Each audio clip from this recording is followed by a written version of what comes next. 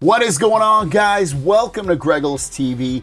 This is going to be the first tips and tricks to do on your Xiaomi 12X. A lot of these will work on the full line of Xiaomi 12 phones. So if you have one of those, stick with it and you should pick some new tips and tricks up in this video. So without further ado, let's get into the video. The first tip we're going to do is on the home screen. So really easy if you want to change your wallpaper and themes and stuff like that. Press and hold on a blank spot. You kind of have to hold it a little bit longer than normal than some other phones, but you will see at the bottom a little thing pop up here where you can change your wallpaper, your widgets, and go into settings for the home screen as well. So tap that. That's going to bring us into the store where we can get different things such as wallpapers and themes, and very easy to do this. Obviously you could download your own wallpaper, use one of your own photos as your wallpaper if you wanted to as well, but ultimately you can come into their little store here and find free ones, which if you do want to find free ones, if you're just only finding ones that cost, type the word free under the category, have it be for themes or wallpaper, and it'll bring up free ones automatically for you. If you find one you're like, oh, I like this one with the moon, you can tap to preview it. There you go. It gives you an idea of what it's going to look like, which is really, really cool. You can hit apply at the bottom if you like it, and you can set it to your lock screen, your home screen, or both. I'll just set it to both. Hit OK, and after a moment, there you go. There's my new wallpaper, and basically it works the same with themes as well, like I just showed you. So when you click on that, you'll see themes down here. Find the theme you like, and themes will obviously allow you to change your home screens, your wallpapers, your icons, your sounds, all kinds of stuff in here. So that's really, really cool that it's built into there. If you find one you like, click the download and then you can apply it. If you go into the gear at the bottom right, you can change some different things on your home screen, such as transition effects. So if you wanted to show a different look of when you swipe through different home screens, you can see what that will look like. And you hit done when you're ready. And then the checkbox at the top right.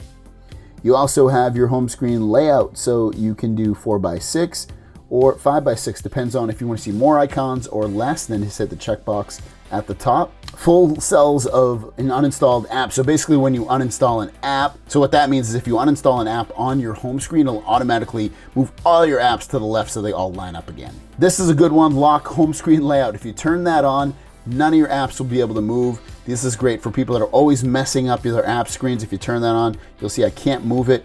It'll say down here, home screen layout is locked. So you have to unlock it first before you can move apps. It's a great thing if you always are consistently, or you know someone that's always moving around their apps. You can also hit more at the bottom here, and this is tons more home screen settings. If you want to change your default launcher to something else like Nova or something like that, as long as it's downloaded, you just tap on it and you can choose it. You also have your home screen, so you can come in here and choose if you want the app drawer, like I have, or if you want it to be classic, which would just be all your apps on all your home screens. You wouldn't have an app drawer. I like the way Android does it, so I keep it at that. Also, while you're on this home screen, you can see that you can manage app categories if you want. But ultimately, the one that I find important here is this one. Place new apps on the home screen. I always like that. When I download a new app, it's automatically gonna put it on my home screen. Turn that on if it's off. Here's another one, Google Discover. By having that on, that's this. When you swipe over, you have this log of information from Google. I love having that on, but otherwise, if you wanna turn that off, you easily can by just by going to more and then going to Google Discover and turn that off. System navigation. I like having the buttons down here on Android, but if you want gestures, you can have those. Just tap here. But before we do that, actually, you also can mirror your buttons if you want. I like having the back button on the right. I think it's more comfortable. It's a button I use more so than the recent app, so I like having that on the right, but you can switch those around if you want. You also have button shortcuts, so that if you want to do certain things with the buttons down here, you can, such as using your power and home button to do something, and all you would do is just go like, okay, I want to turn on the torch. So, and we'll go back here. I'm gonna hit my home button. So when I hit my power and home button, you can see it turns it on and it turns it off really easily. It's a nice little shortcut to do. Back into system navigation. Like I said, you can use gestures. If you turn that on, you don't need to learn those now, but we can turn it on, and you swipe up to go home, swipe up and hold to bring up your recent apps. Or if you're in an app, let's just go into themes, for instance. If I hit slide from the right to the left, I can go back. Next, let's go into the camera settings. So we'll open up the camera. All right, so we have our camera open. A couple things you might want to do. Go to video, and you might want to change the resolution potentially. So hit the top right, change it to 4K, 4K 30, switch to the front camera, do the same thing, and you can do up to 1080p 60. So if you want it to be like, you know, that crazy smooth kind of type of video, you can do that on there. Next, click settings while you have this open and work your way down. You're gonna hear shutter sound or see shutter sound. Turn it off right there. That's when you take a photo of something and it goes GG, makes it sound like that. You're taking a photo, so maybe you don't want people to know you're doing that. That's a great thing to turn off. If you want to change around your quick toggles, all you're gonna do is hit that little thing on the top right there. And this is where you can remove some. So if you're like, you know what, I don't want ultra battery there, I'm gonna remove that. Just hit the little red mark. And then if there's some down here that you do like, just hit the green plus. Maybe you want performance. And when you're done, hit down at the top right, and then your quick toggles are rearranged. And you can rearrange them as well if you want to while you're in here. So maybe you want this one first, just drag them around the way you want. And then once you're done, hit done.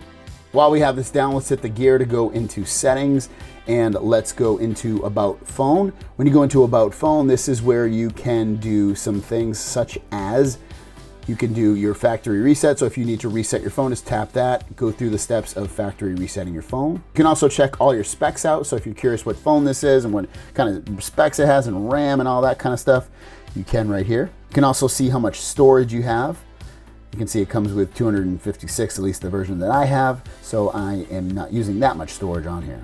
Back to the main screen of settings, you have System App Updater. This is gonna update any system apps for you. So you can come in here and upload or actually download any that you have. Next, go into Always On Display and Lock Screen. Always On Display, I would turn it on. Why not? You have this, you know, display that can do that. Why not turn it on? And you can choose from different things in here. You can choose a message or put an analog clock or a kaleidoscope or just a regular kind of digital clock. So I will choose just this digital clock here, and I can change the colors if I want to the color that I like. Once you're done, you can even rearrange the clock a little bit. Hit apply, and when I go back, you'll see this is going to turn on, and I have my always on display. That's what that's going to show when your screen's off. It'll just show the time on there. You also can choose the amount of time that the always on display is on. So currently it's set to 1 minute, but maybe you want to be better with your battery life and you only want it to be on for 15 seconds. Raise to wake, turn that on. That's gonna, and double tap to wake to turn off when device is locked. And then let me just make sure what those mean basically are when your screen is off, you can lift it up and it'll turn your screen on, or you can double tap it and it'll turn your screen on. That way you don't have to hit the power button. This is a cool one to have. If you double press the volume down, it'll launch your camera. So I'll show you, we'll just go bam, bam, and it will launch my camera. There it goes. Next, let's go into display. And this is where you can choose between light mode and dark mode. I love dark mode, so I'd keep it to dark mode, but it's obviously a preference for you. You can also schedule your dark mode. So if you want to turn on a schedule, you can and set it to like maybe sunrise to sunset. That's what most people do, or you can do a custom time. You also have brightness level come in here, and you can set your brightness level or turn on automatic brightness, or even sunlight mode. If you're in the sun, it'll automatically get nice and bright for you.